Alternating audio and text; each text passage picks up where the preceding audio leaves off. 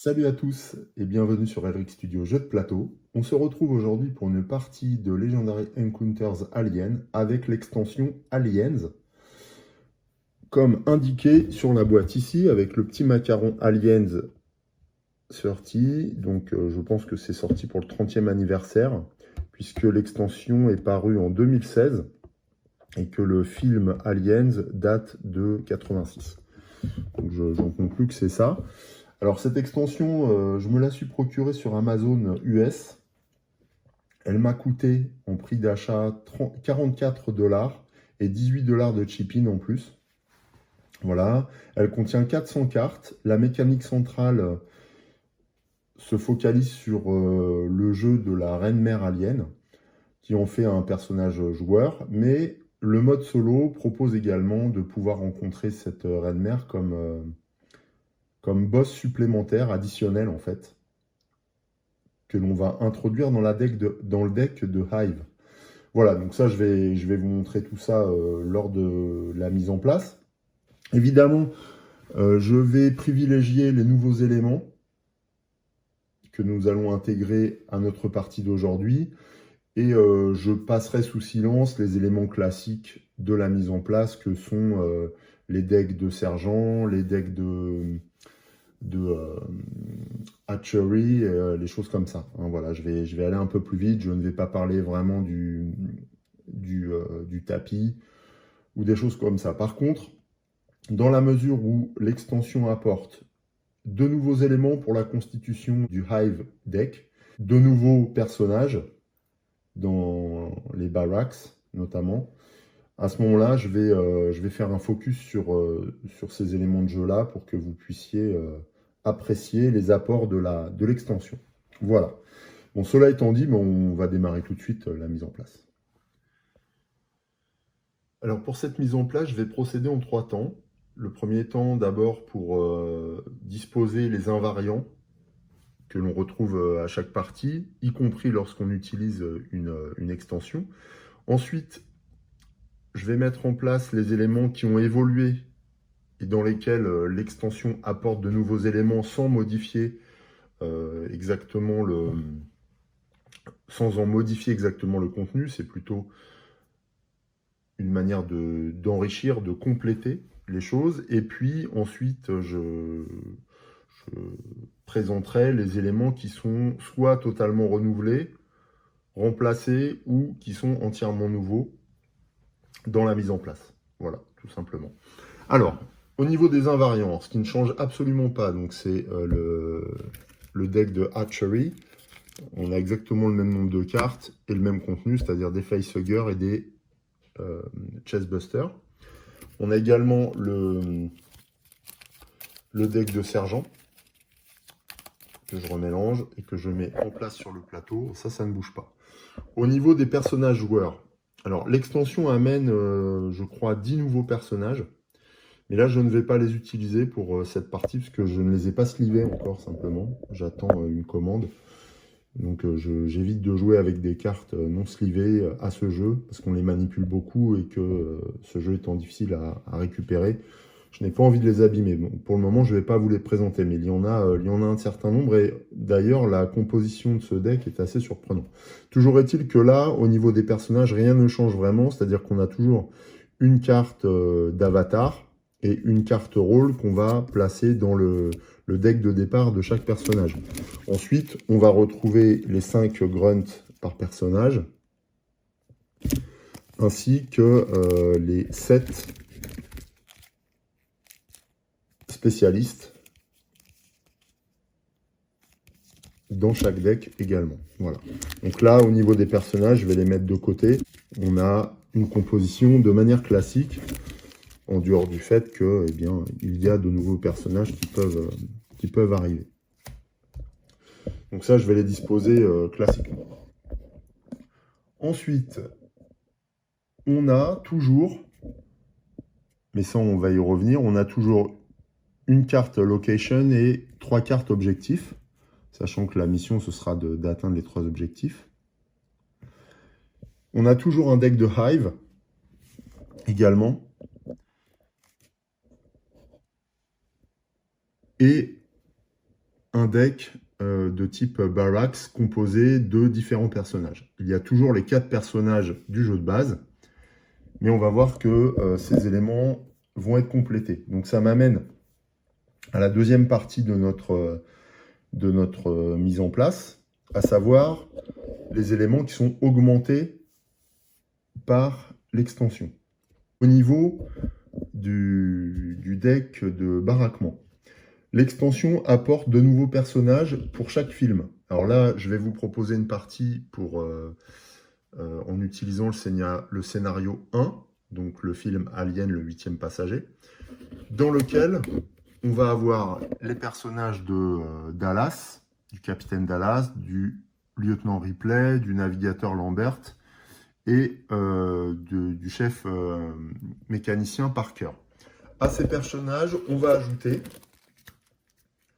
2 autres personnages au choix, à savoir que pour l'équipage du Nostromo, on a en plus apporté par l'extension l'executive officer Kane.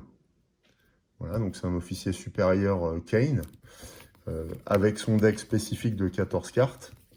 Donc c'est notamment celui qui, dans le film, récolte le parasite sur la figure.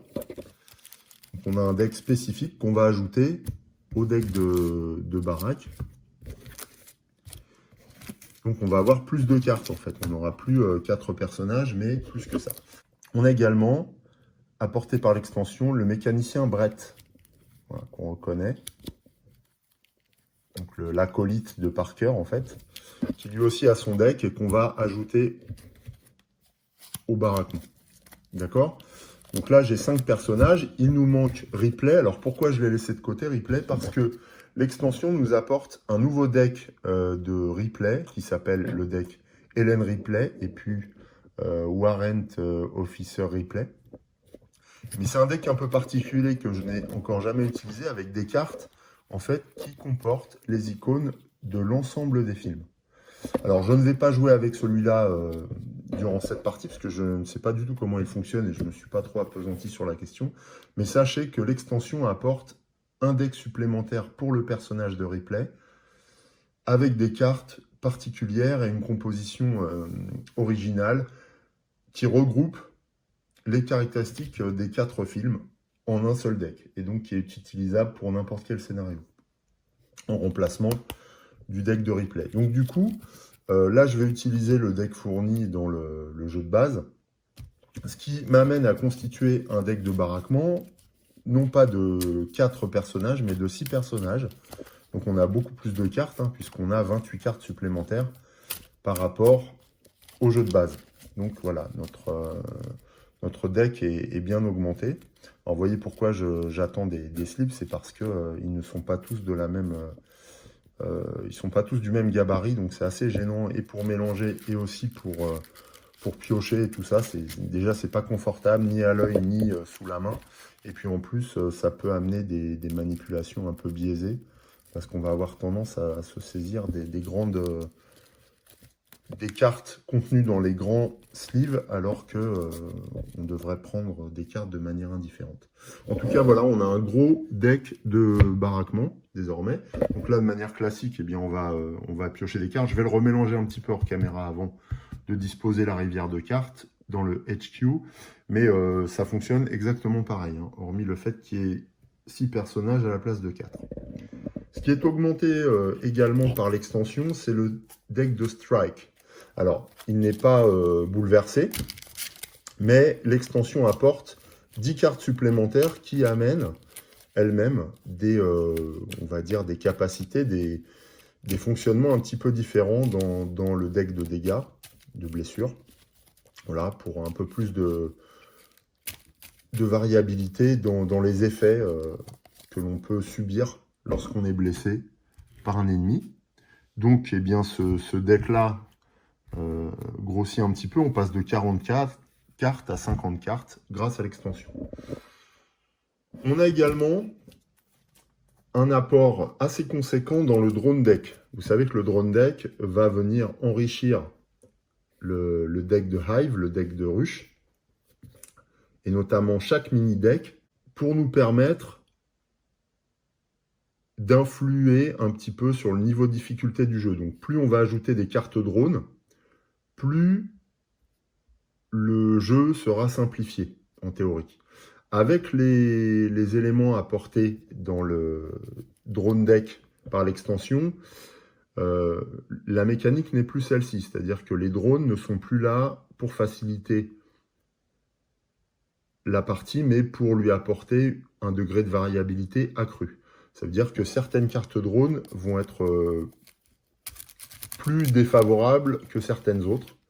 On n'est plus sur une proposition linéaire qui consisterait à avantager un petit peu, hein, légèrement, le joueur, mais plutôt à lui réserver des surprises. Donc, avec l'extension, en fait, on double le nombre de cartes. Initialement, dans le jeu de base, on avait 24 cartes de drone. L'extension, en apportant 24 autres, on passe à 48. Donc, le deck a doublé. Par ailleurs, l'extension apporte aussi une nouvelle manière de constituer les mini-decks en les enrichissant de cartes drone. Et lorsqu'on joue à 2 joueurs, avant, on déterminait le niveau de difficulté en injectant dans chaque mini-deck 2 cartes de drone, par exemple, par mini-deck, pour avoir un niveau de difficulté moyen. Aujourd'hui, c'est plus du tout ça. Lorsqu'on joue à 2 joueurs, dans le mini-deck numéro 1, donc qui correspond au premier objectif, on ajoute 0 carte drone. Dans le mini-deck numéro 2, une carte drone. Et dans le deck numéro 3, 2 cartes drones. Alors autant vous dire que cette répartition des drones dans les mini-decks, plus l'apport de nouveaux drones dans le deck des drones, augmente encore la difficulté du jeu qui n'était déjà pas facile. Et c'est pour ça aussi que je vous présente, qu'on va jouer le premier scénario, parce que c'est celui qui est le plus facile d'accès et celui pour lequel on a le plus de vidéos proposées sur YouTube. Donc ça vous permettra de comparer éventuellement la manière dont on peut jouer avec les éléments de l'extension et sans. Voilà. Et puis moi, je ne l'ai jamais joué sur la chaîne LRX Studio, donc c'est pour ça que je vous le propose aussi. Quoi qu'il en soit, donc on va utiliser la nouvelle répartition proposée par l'extension. Donc on va mettre 0 carte de drone dans le mini-deck numéro 1. Je ne vais pas réussir à les choper. Voilà. On va en ajouter une dans le mini-deck numéro 2. Est-ce que c'est bon? Voilà, une seule. Je vais la prendre au hasard. OK. Et on va en ajouter 2 dans le mini-deck numéro 3. Pareil, je les prends au hasard. Donc, je vais prendre celle-ci et celle-là. Voilà. Et là, on a notre répartition de drones dans les decks de Hive. Toutes les autres cartes sont remises dans la boîte. On ne va pas les utiliser pour cette partie. Ça, c'était pour les drones. Et pour les éléments variables. Maintenant, on va passer à des nouveautés, à des pures nouveautés. Alors, vous remarquez d'abord, si on reste sur le deck de Hive, que je n'ai pas encore regroupé le deck de Hive. Pourquoi? Parce que j'ai encore 2 éléments à intégrer à l'intérieur. D'abord, l'extension apporte un nouvel élément appelé les soldats. Et on trouve des soldats de niveau 1, 2 et 3. Chaque soldat représente un mini-deck, en fait, dans lequel on va piocher une carte au hasard et qu'on va ajouter au deck numéro 1. Ensuite, on a des soldats de niveau 2, qu'on va mélanger également, et on va prélever une carte dans ce tas de cartes pour l'injecter dans le deck de Hive numéro 2. De la même manière, on va récupérer un soldat dans le deck soldat numéro 3. Et on va l'injecter dans le deck de Hive numéro 3. Le reste des soldats, donc il y en a beaucoup, hein, il y a 12 ou 15 soldats par mini-deck. ne va pas être utilisé dans cette partie. Alors les soldats agissent un petit peu comme des drones, sauf qu'ils sont toujours néfastes pour les joueurs. Ensuite, on va ajouter encore un élément dans le deck de Hive, à savoir la carte de la Reine Mère, voilà, qui va constituer un nouveau boss comme ça, que l'on va rencontrer à la fin du deck. Alors cette carte, on va la mettre face cachée au fond du deck. Et lorsqu'on la révélera, elle aura un fonctionnement donné que je vous présenterai à ce moment-là. Je la mets au fond du deck de Hive et je la recouvre avec les 3 mini-decks, donc 3, 2, 1, comme on le ferait classiquement dans la constitution d'un deck de Hive avec le jeu de base. Voilà, et là on a un deck de Hive bien augmenté. Avec la carte Reine-Mère, on a des cartes de rôle. Et on va en piocher une au hasard qui va nous donner à la fois les capacités de la Reine-Mère, mais également son nombre de vie et un score de défense sur lequel on reviendra. Donc je vais prendre une des 4 cartes que je vais mettre ici. Voilà, face cachée, on ne va pas la révéler. On la révélera au moment où la Reine-Mère arrivera. Les 3 autres cartes de rôle de la Reine-Mère ne sont pas utilisées pour cette partie, remises dans la boîte. Enfin, si on a toujours une carte de location et 3 cartes objectifs, eh bien, l'extension apporte de nouvelles cartes location, alors, qui s'adaptent à de nouveaux scénarios, mais également pour les scénarios proposés par la boîte de base, elle apporte des cartes en hard mode. Voilà, donc pour le premier film, on a une carte de location hard mode pour le Nostromo. Donc je vais substituer la carte normale par cette carte-là sur l'emplacement location. Et on a la même chose pour les objectifs. Ouais, je me suis trompé d'objectif. Je vais aller les chercher tout de suite. Voilà, donc le 8e passager, même ça, je me suis trompé. Hein. Donc pour le 8e passager, normalement, on avait The SOS. Voilà, là, on va prendre The SOS en hard mode. No One Can Hear You Scream en hard mode aussi. Et A Perfect Organism en hard mode. Voilà. Alors bien sûr, l'extension Aliens contient le hard mode pour tous les films, pour les 6 scénarios.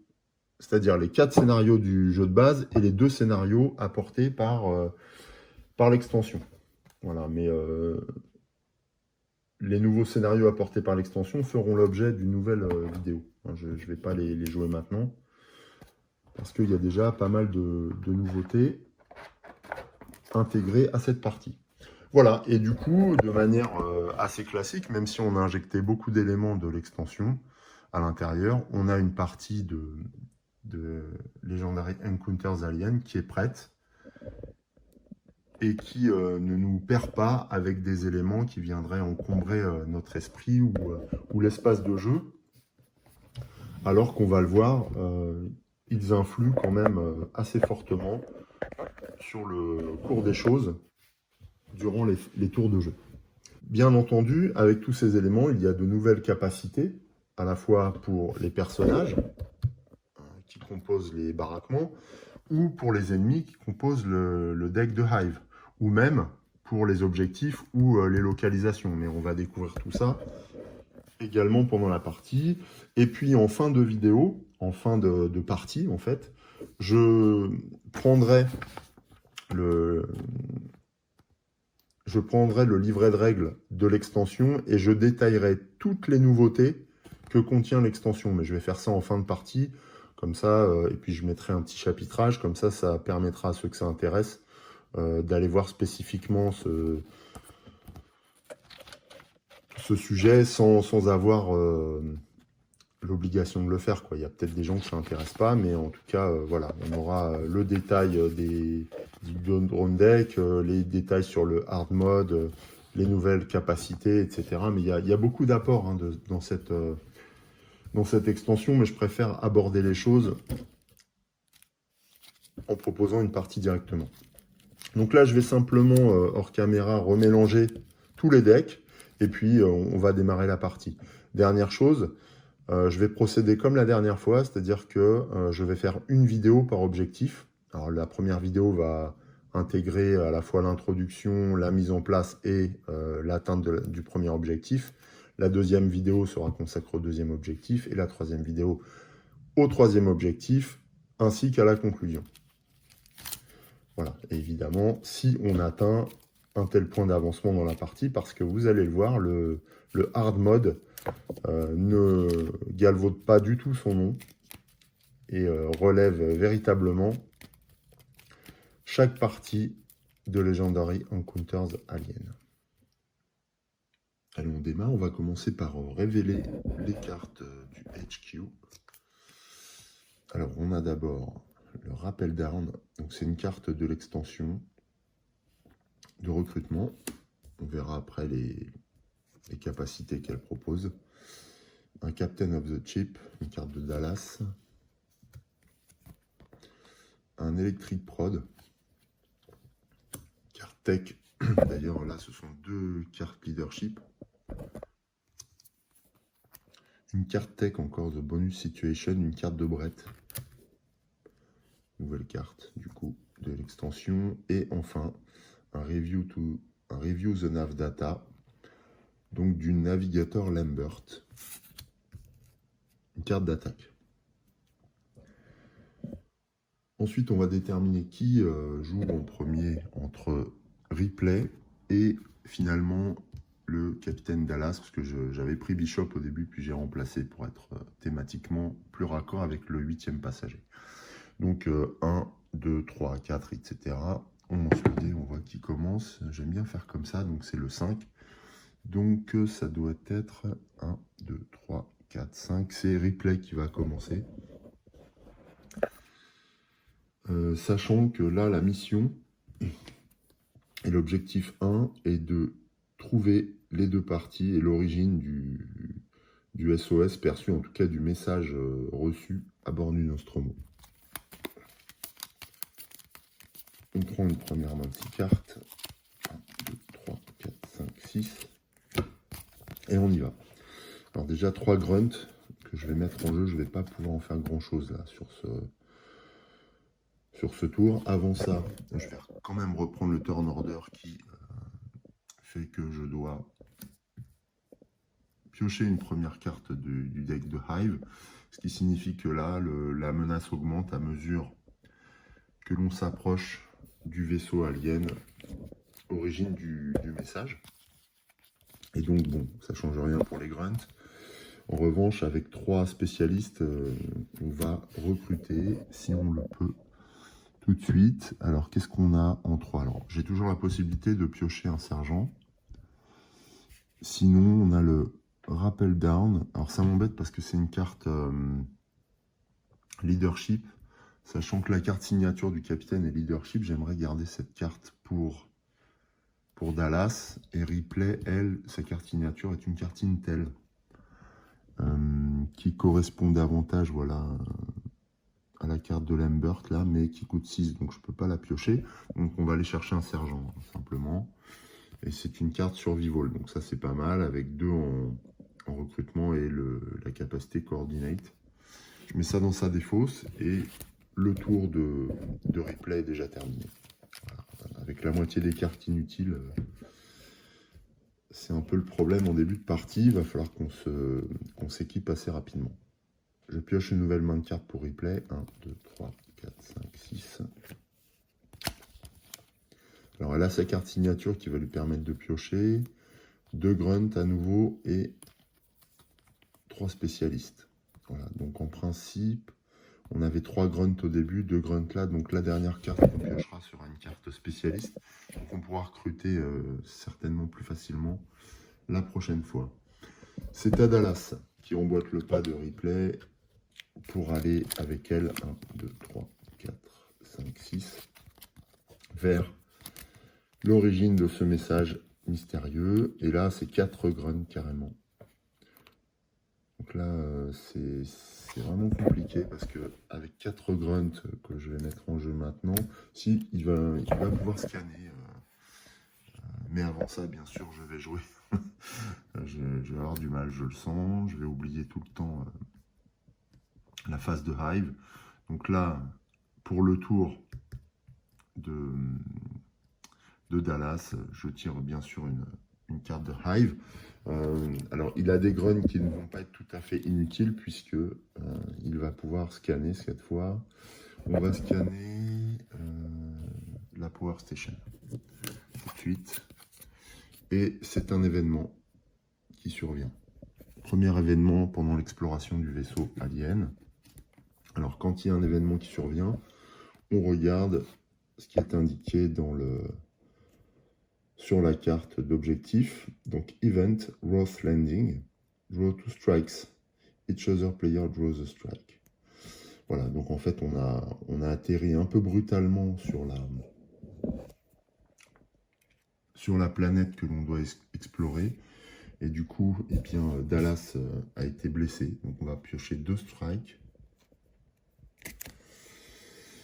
Alors, c'est un Fleshwood. C'est pas trop grave. Hein, c'est un dommage que je mets voilà, à Dallas. Et il doit piocher une deuxième blessure. Et c'est un Deep Gash. Donc, c'est déjà 3 blessures. Sachant que Dallas a 11 vies. Voilà, 11 points de vie. Par ailleurs, Ripley était avec lui, donc elle doit piocher un strike également. C'est un Deep Gash. Donc en effet, l'atterrissage a dû être bien violent parce que nos 2 personnages ont subi des blessures. Petit tassement de vertèbres certainement. Ce qu'on peut connaître en aéronautique quand on fait des atterrissages un petit peu appuyés. Voilà, il lui reste 2 spécialistes. Et là, il ne va rien en faire pour le coup. Dans la mesure où il n'y a aucune carte qui coûte 2. Voilà pour ce premier événement et ce premier tour de Dallas. On va lui piocher une main de carte. 1, 2, 3, 4, 5, 6. Cette fois, il aura davantage de spécialistes, un seul grunt. Ce qui va nous permettre de recruter de manière un peu plus intéressante. Ok, on repasse à replay. Donc cette fois, je déclenche la phase de Hive.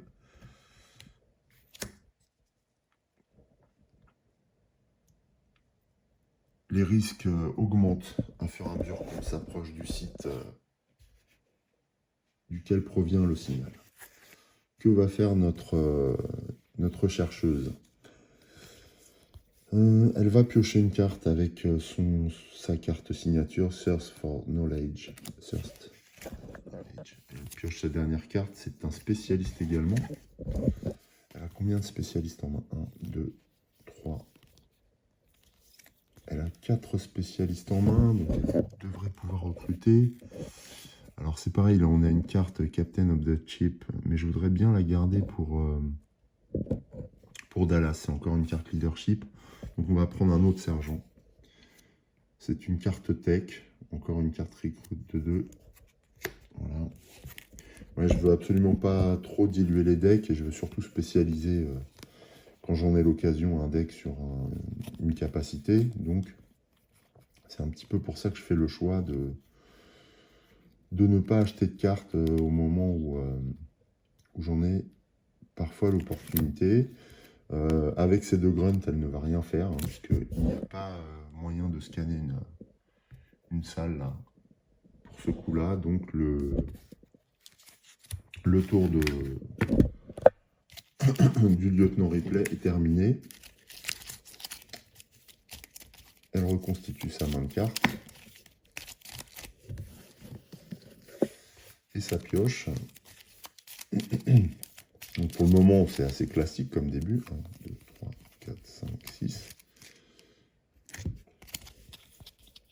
Alors, on aura encore du recrutement, quelques grunts et sa carte signature. Okay. passe tout de suite à Dallas. C'est une phase de Hive d'abord. Alors évidemment, là je ne l'ai pas évoqué, hein, mais on saute la phase de Strikes et la phase de Cleanup. Enfin, je la fais automatiquement.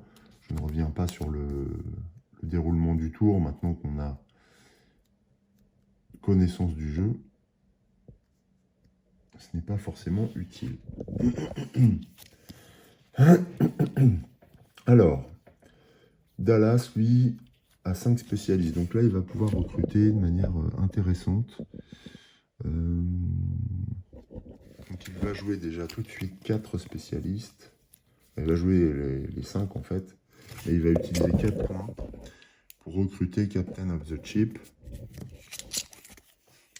Voilà, qui est une carte d'attaque. Et si on la joue avec une carte leadership, elle permet d'avoir 2+2 en attaque justement. Je la mets dans sa défausse et on réalimente le marché. C'est une carte de type Intel, donc ça c'est intéressant. Du navigateur Lambert encore. C'est une carte d'attaque qui permet de piocher une carte quand on la combine avec une carte de type Intel. Très très intéressant pour replay. Donc celle-ci je vais la garder pour replay. Il reste un grunt dont je ne vais rien faire pour Dallas. Alors là vous voyez, typiquement les mains de cartes ne nous favorisent pas beaucoup en matière de recrutement et nous ralentissent déjà, ce qui signifie que la progression vers le vaisseau et vers l'origine du message est vraiment difficile. Il y a beaucoup de masse d'air qui circulent, de bruit. Ça n'a pas l'air évident de progresser pour nos personnages. On va reconstituer directement la main de Dallas, qui pioche sa carte signature Report of Duty. Et on reconstitue son deck, bien sûr, pour compléter sa main.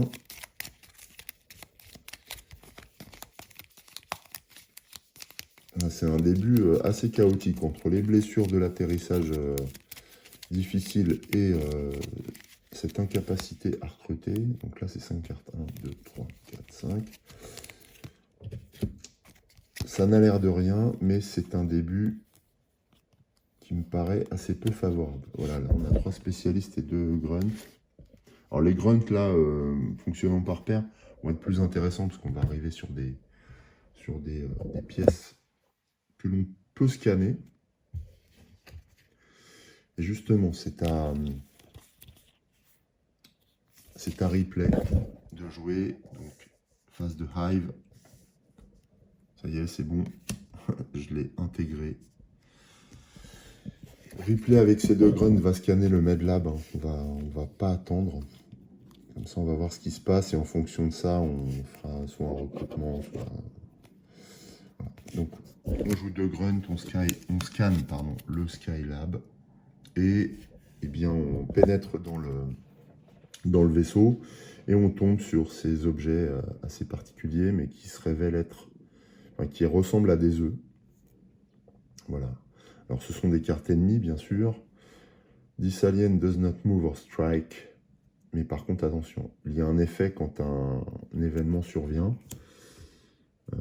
Voilà. Pour ceux qui connaissent, vous savez que cet effet peut être assez méchant.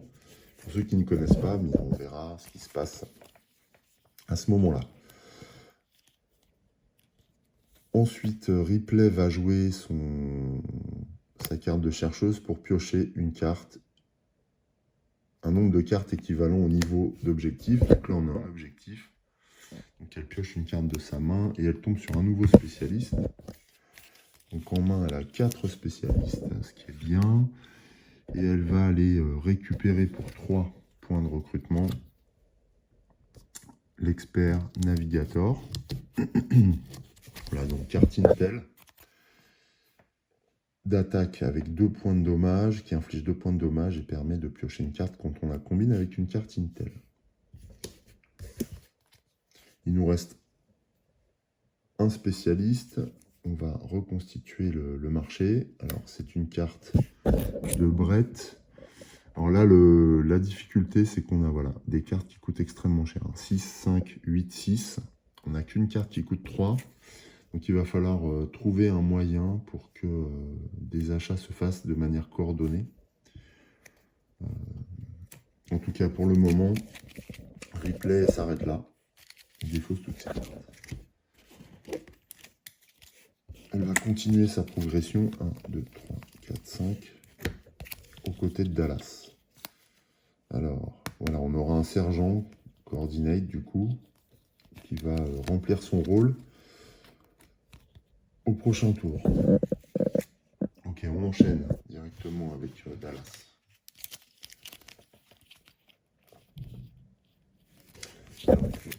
C'est la phase de Hive. Cet œuf ne bouge pas, bien entendu. Donc, cette carte passe au-dessus et atteint le airlock. Ce qui nous permet de placer une nouvelle carte de Hive dans les conduits de ventilation. Enfin, ce qu'on pense être les conduits de ventilation du vaisseau alien.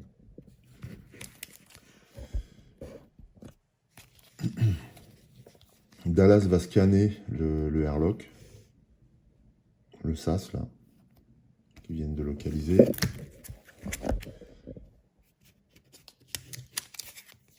C'est un autre œuf. Donc lui non plus ne va pas bouger. En fait, on arrive dans un champ, dans une espèce d'incubateur, où se trouvent de nombreux corps comme ça, aliens.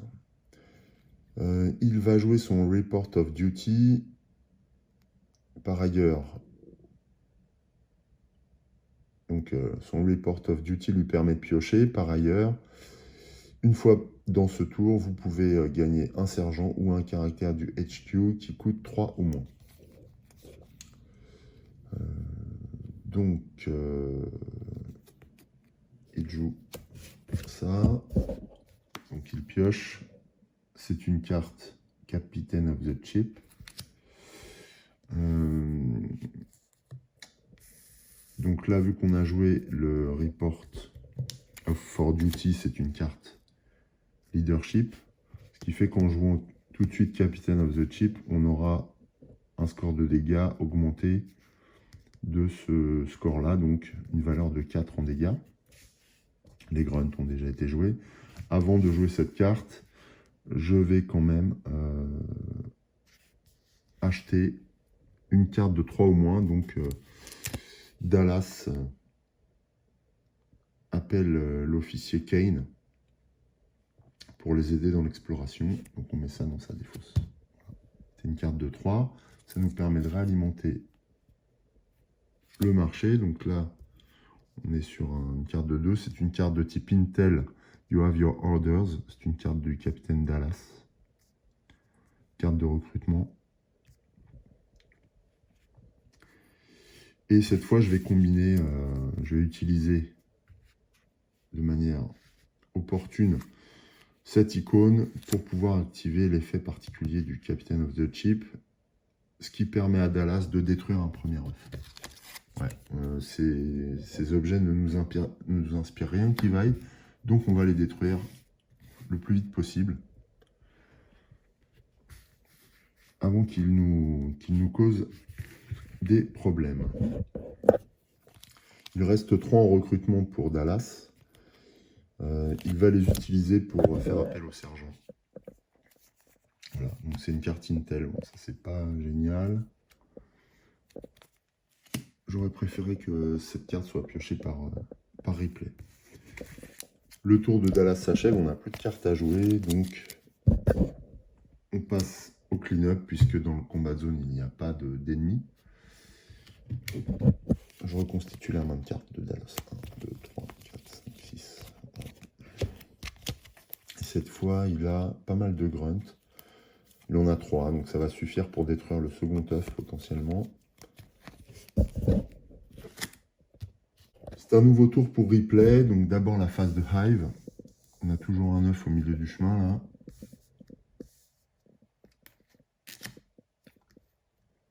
Et le danger est toujours très présent. Très présent. Là, la zone d'apparition des cartes de Hive est totalement complète.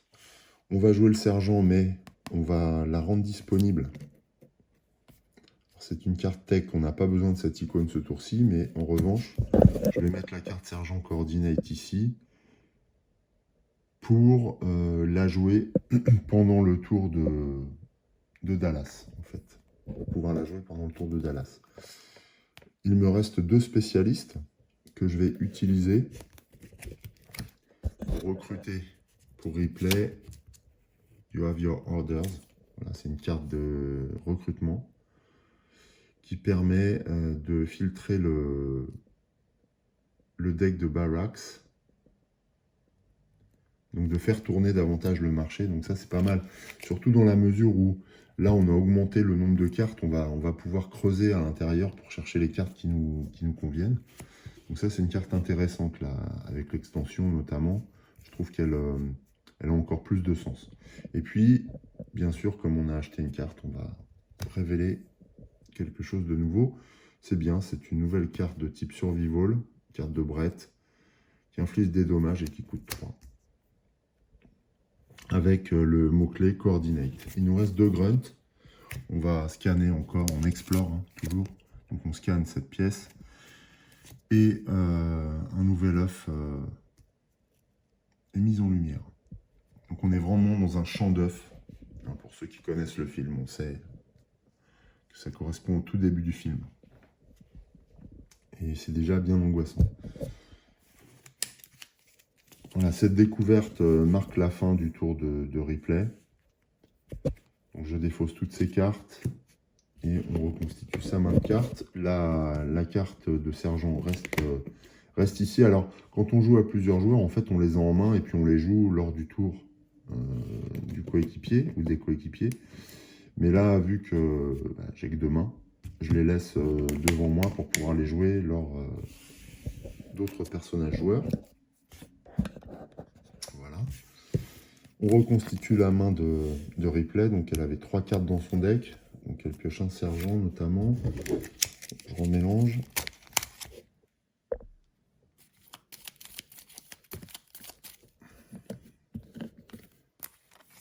Et je repioche 3 cartes. 1, 2, 3. Voilà. Cette fois, sa main est complète. On commence à récupérer des cartes recrutées un peu plus fortes et des sergents. Ouais, là, on a beaucoup de recrutement. On a quand même du grunt. Donc on va pouvoir acheter des grosses cartes au prochain tour pour replay. Nouveau tour pour Dallas. Alors là, la particularité dans la phase de Hive, c'est que ces 2 cartes ne bougent pas. Donc c'est cette carte-là qui va venir dans la combat zone et qu'on va révéler. Et c'est... Eh bien, c'est un premier élément du signal. On a de la chance. Donc on va voir ce qu'on en fait. J'alimente le secteur de la menace en piochant une carte de Hive. Donc cette carte qui arrive dans le combat zone, elle se réalise tout de suite. Mais bon, là, quand on la révèle, Move this card to Operation, en effet, c'est une carte qui va correspondre à nos objectifs. Et donc, Operation, once you've found both parts of the SOS, discard them and complete the objective. Donc en fait, eh bien, pour réaliser notre premier objectif, il faut qu'on trouve la deuxième carte qui va avec celle-ci, qu'on la place là, et à ce moment-là, on aura réalisé, on aura atteint et localisé on aura atteint l'objectif 1 et localisé le signal. Il a 3 grunts Dallas et 3 spécialistes. Alors, 3 grunts et 3 spécialistes. Avec 3 spécialistes, il peut aller chercher une carte right, là. C'est à peu près tout ce qu'il peut faire. C'est une carte de type Survival, une carte de Brett, avec la mention Coordinate. If you coordinate this to the player on your right, they get +1 damage this turn. Voilà, donc en fait, si on joue cette carte, elle ne vaut, de manière coordonnée, elle ne vaut plus 1 en dommage, mais 2 pour le joueur avec qui on se coordonne. Dallas va l'acheter, hein, c'est une espèce de carte de soutien. Alors cela dit, attends, j'avais oublié, on avait une carte de sergent là, presque coordonnée. Donc ça veut dire qu'on a 5 en recrutement potentiellement pour Dallas. Alors 5 en recrutement pour Dallas, qu'est-ce qu'il peut faire avec ça?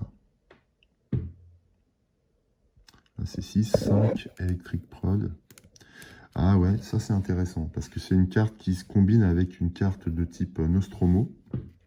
When this turn you may move an enemy or hidden card to clear room in the complex.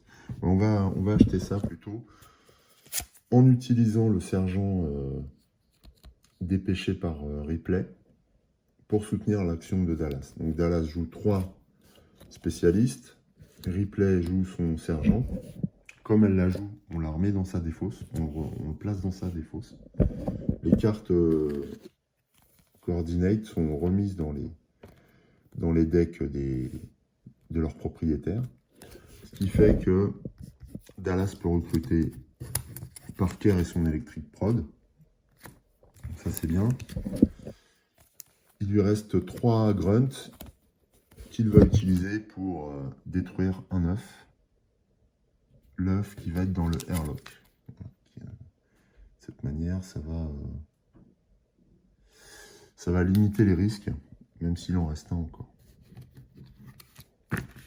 Fin du tour de Dallas, je vais alimenter le marché. C'est une carte de 3. C'est bien. C'est une carte de type survival, first aid. You may heal a strike from any player. Donc ça c'est bien, c'est un healer. Super. Et elle se combine en plus avec plusieurs cartes là, présentes sur le marché. D'ailleurs, on voit qu'on a une carte hybride là, qui a à la fois la capacité survival et tech, mais qui coûte assez cher.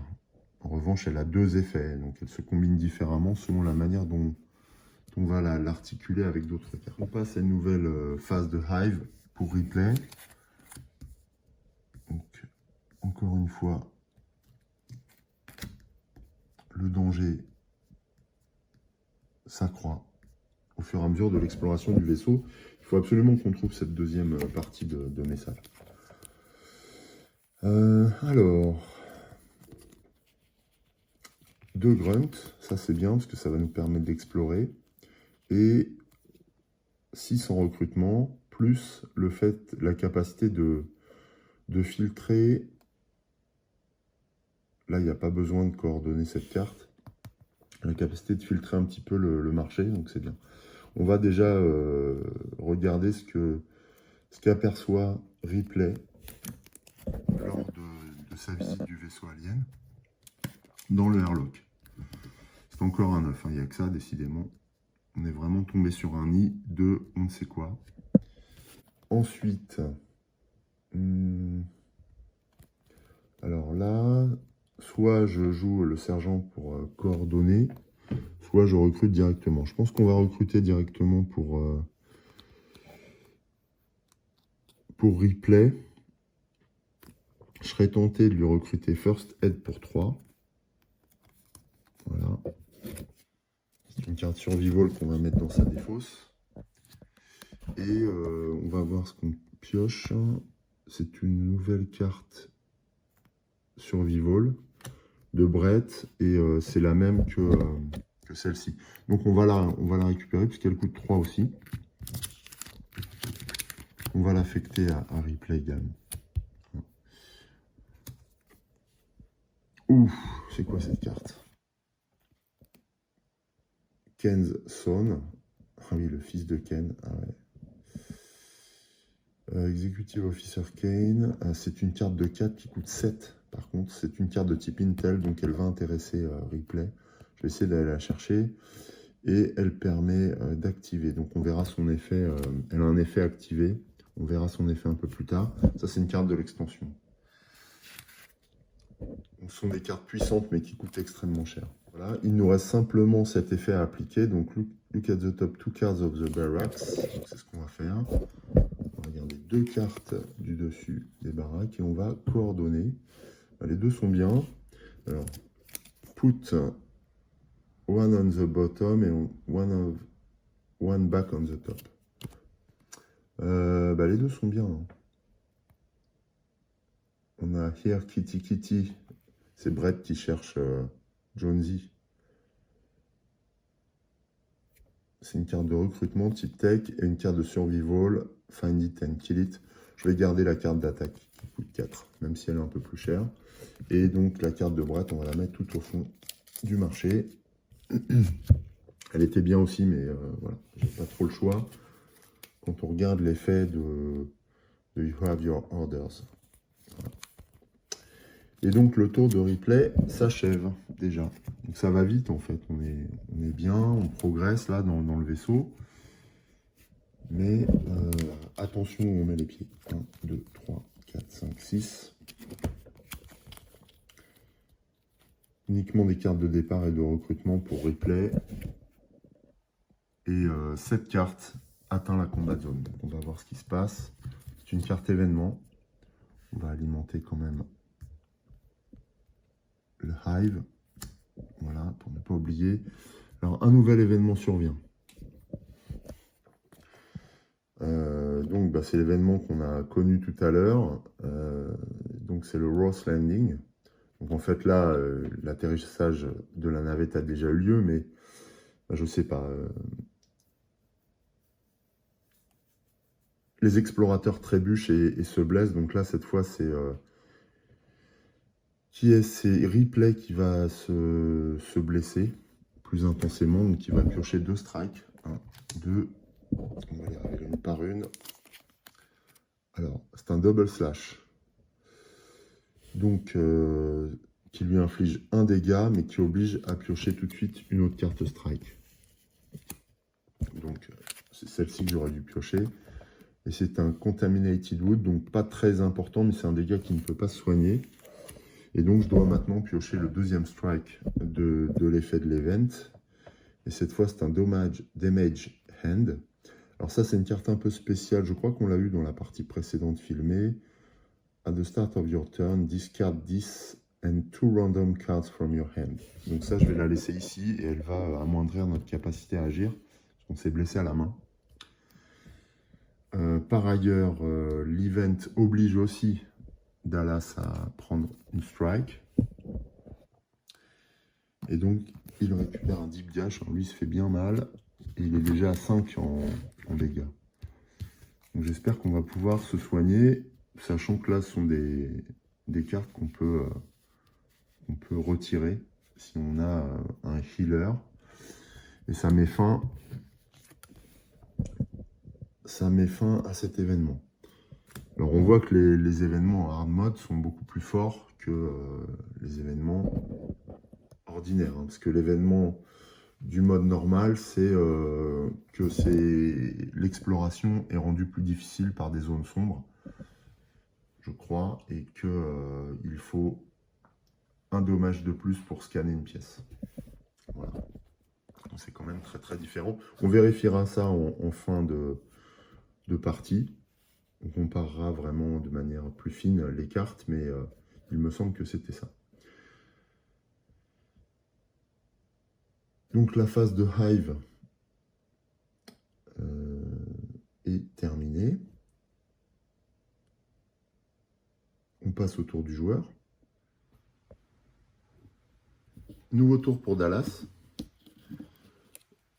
qui j'ai pas reconstitué la main, donc une, et on va remélanger.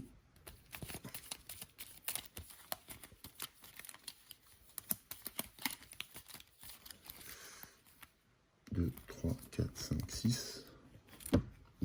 Dallas blessé donc. Alors, qu'est-ce qu'il a en main? Un électrique prod. 3 en dégâts. Et si je joue une carte Nostromo, one this turn you may move an enemy or hidden card to any clear room in the complex. Ouais, mais je vais pas pouvoir le faire parce que là le complexe est totalement plein. Et d'ailleurs, cette carte-là va arriver dans la combat zone alors que une nouvelle carte entre dans le complexe. Qu'est-ce qui se passe dans la combat zone? Ouf. Alors voilà. Alors ça, j'adore. Donc on est sur une carte de type soldier. Et donc les soldats sont des ennemis aliens, hein, en fait. Et tout de suite assez difficile. Donc cet effet ongoing est en cours, comme son nom l'indique, et pour détruire ce soldat, il va falloir lui infliger finalement 3 fois les 3 dégâts. 2 fois, les 2 premières fois en fait on ne va pas le détruire, et la 3e fois on va le détruire. Donc c'est assez difficile, on est déjà face à un client sévère, d'autant qu'il est sur la combat zone, donc qu'il va nous infliger lui-même des dégâts si on ne le détruit pas. Alors,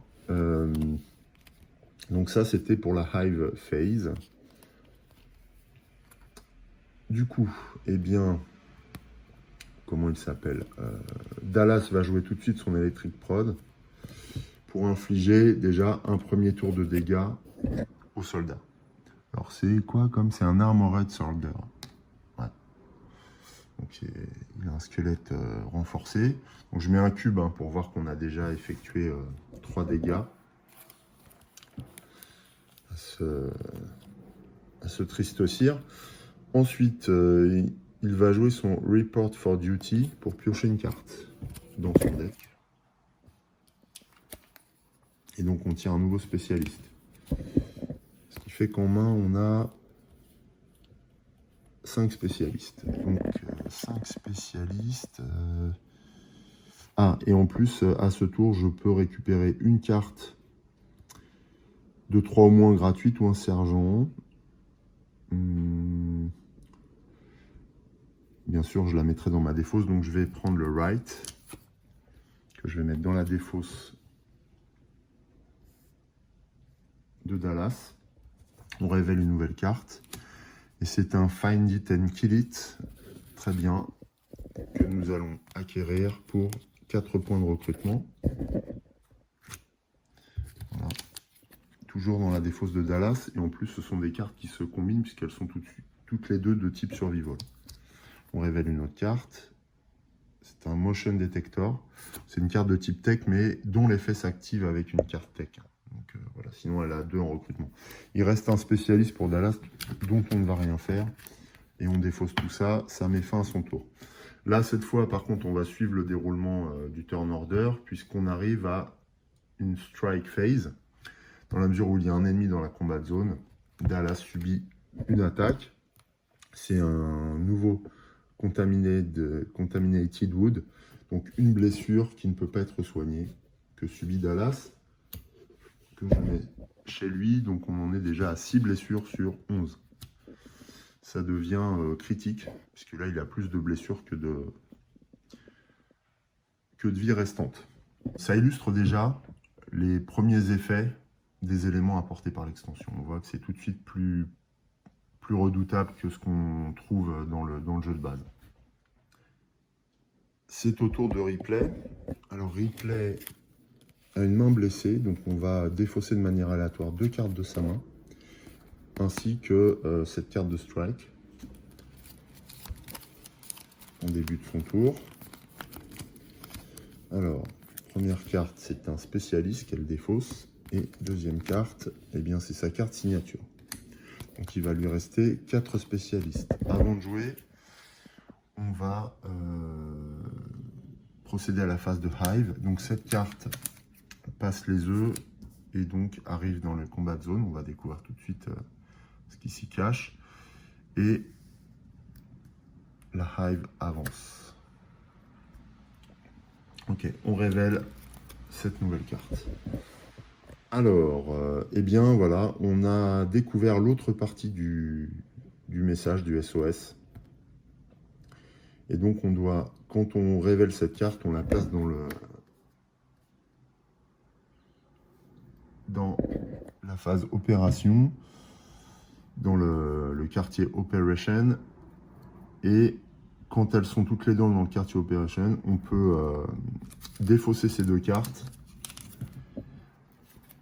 Ce qui signifie qu'on a atteint le premier objectif. Ça veut dire que cet événement ne s'appliquera plus. Voilà. Donc là, en fait, on arrive à la fin de ce premier épisode. On va terminer le tour de Ripley, malgré tout. Puisque là, c'était simplement la Hive Phase. On passe à l'Action Phase. Donc, elle a 4 spécialistes.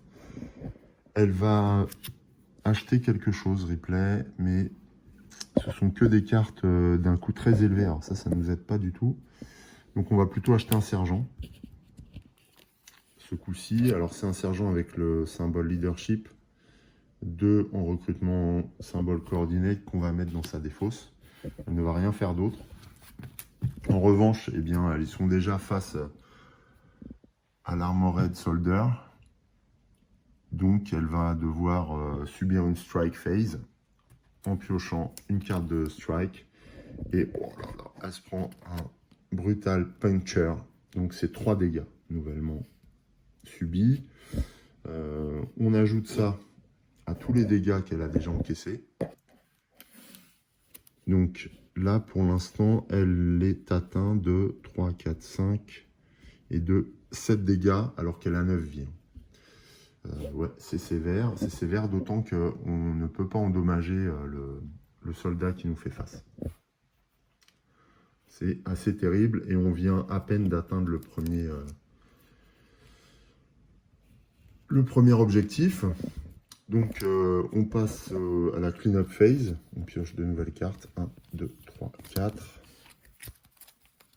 Donc là elle pioche 3 grunts, un expert navigator. Et il faut qu'elle récupère 2 autres cartes après avoir reconstitué son deck.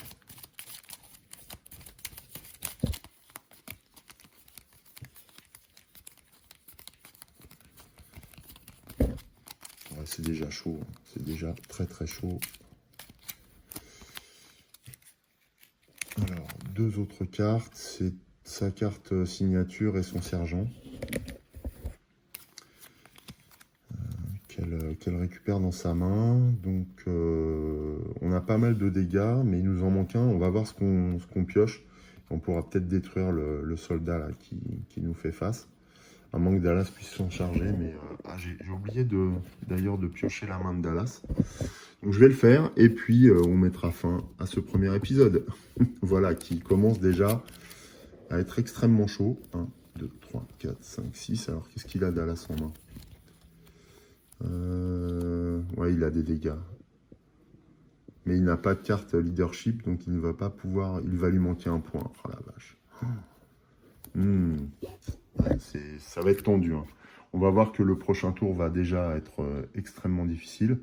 Donc je vais mettre un dé sur Dallas pour me souvenir que ce sera à lui de jouer. Et puis voilà. Là le tour de replay est totalement terminé. Donc on a atteint la fin de ce premier épisode. Je vais le mettre en ligne tout de suite et puis j'enchaînerai avec la suite de la partie. En attendant de nous retrouver pour l'épisode 2, je vous dis à très bientôt, portez-vous bien, salut!